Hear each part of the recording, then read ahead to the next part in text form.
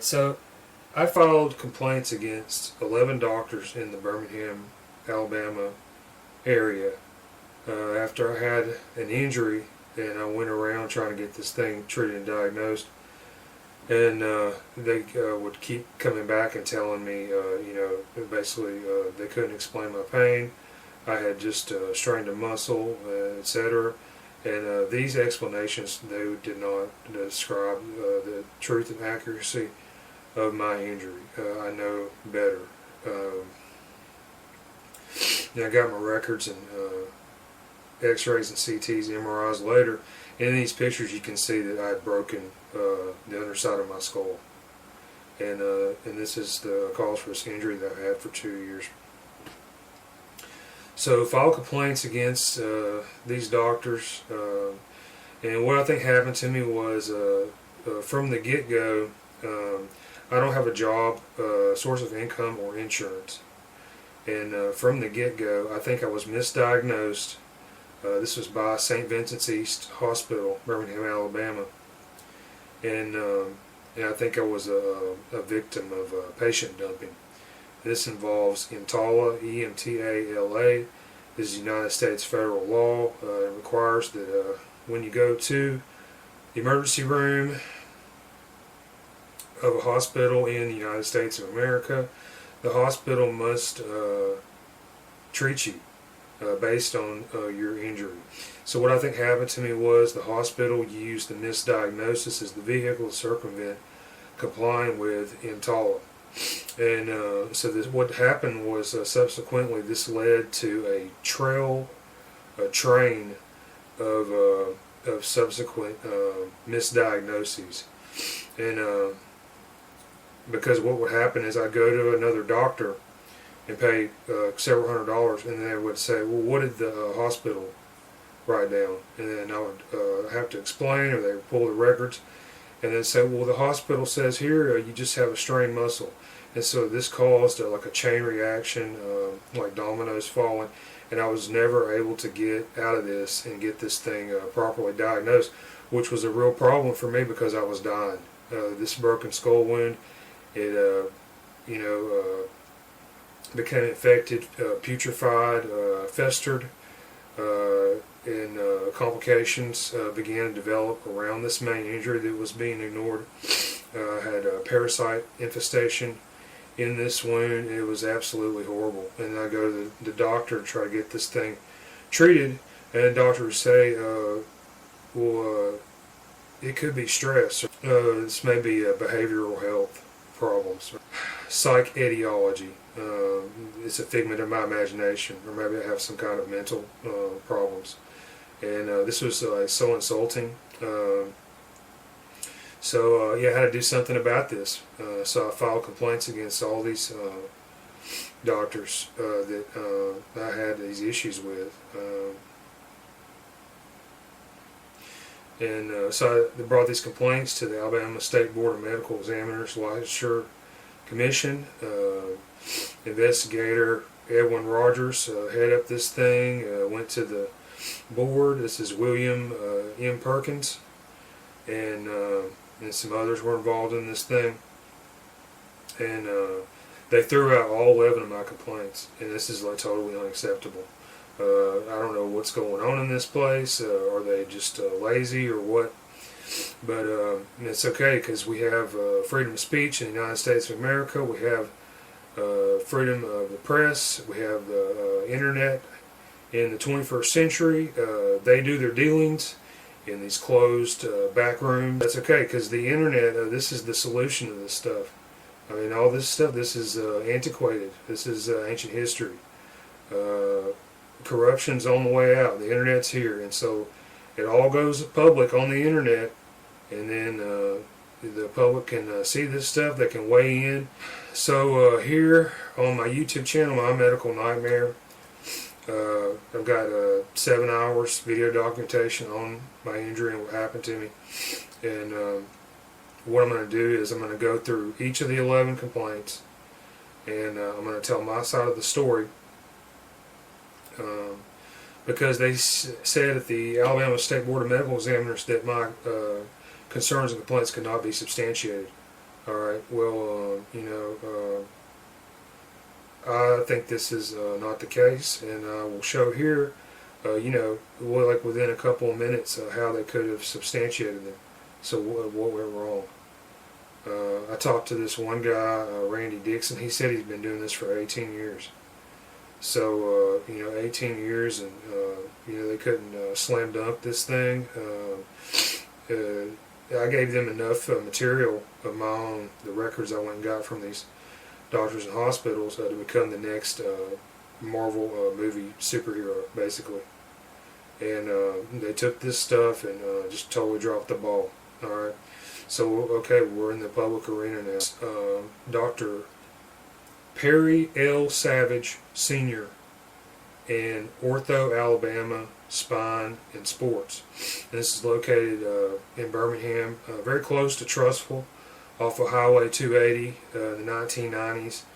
The land this building occupies now, this used to be London Village Trailer Park.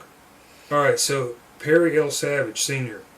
Okay, he graduated in 1968 from the University of Alabama School of Medicine. Alright, now you do some simple mathematics here, and you'll understand that this gentleman, doctor, MD, bone doctor, that's what an orthopedic doctor does.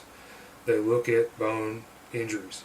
And my experience when I went into this place is they have a computer in the room where they do the encounter with the patient, and they are more than happy to look at outside images, x-rays, CTs, and MRIs. So I brought in all my stuff that I had, and I showed them to Perry L. Savage Sr., OrthoAlabama Spine Sports.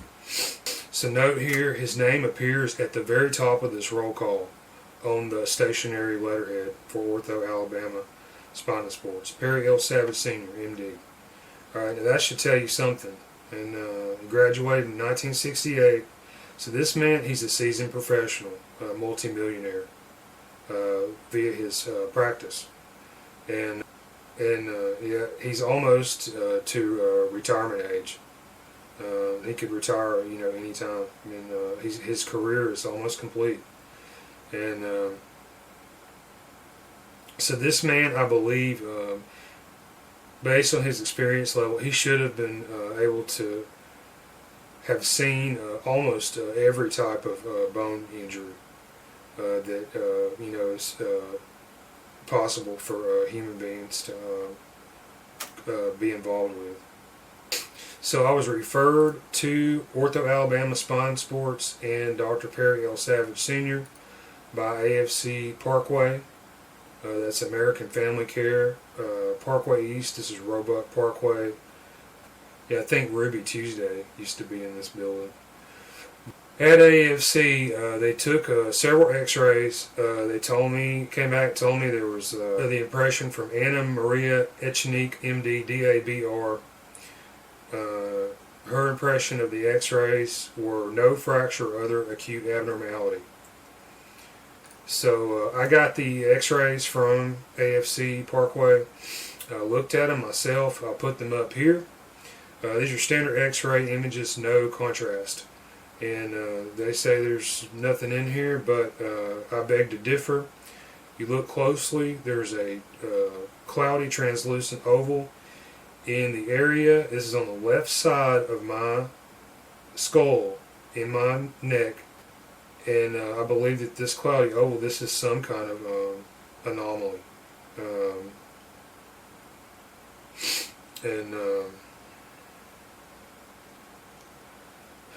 Later on, I got an MRI of this, and you can see here there's like a black sphere, and there's a massive outgrowth of infection around this area.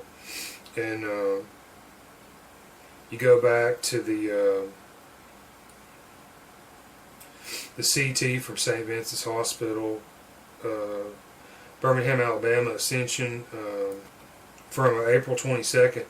And you can see here that in the same area where you can see the black oval, there's a broken bone on the underside of my skull around the area of the occipital condyle and condylar canal, and there's possibly a CSF leak involved in this thing.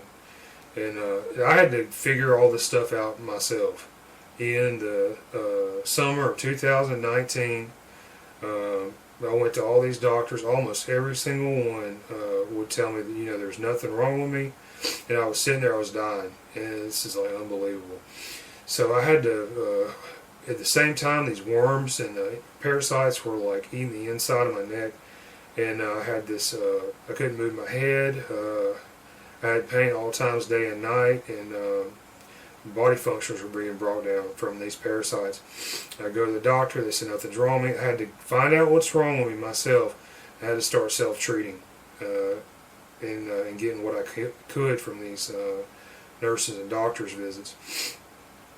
But I was able to save my life, bounce back, and had to go back and get all my records and piece this thing together because it didn't make sense. AFC Parkway, American Family Care. This was Kimberly Kelly, nurse, and supervised by Blake Thomas, MD. So, that place needs some kind of examination. That's okay. I'm going to do another video on them later on.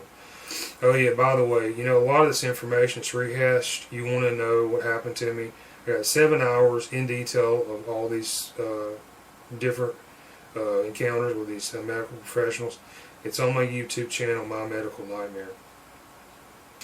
Alright, so I was referred to OrthoAlabama Spine Sports, and so I went here, and I'll give the I'm going to read the text of my complaint to the Alabama Board of Medical Examiners, and I'll embellish where appropriate and try to fill out some of these details, because I thought that they were going to come back and interview me in depth on a lot of these things. They never did. So it's okay. Here goes. I'll put it out here on this video. So here's my complaint. Alright, $300 visit on 9/4/19 with Orthopedic Dr. Perry L. Savage Sr., OrthoAlabama Spine Sports, Birmingham, Alabama, 1801 Gaston Highway, Birmingham, Alabama, 35235, located off Highway 11 near Trussville. I waited 3 hours before seeing the doctor, and I had an appointment.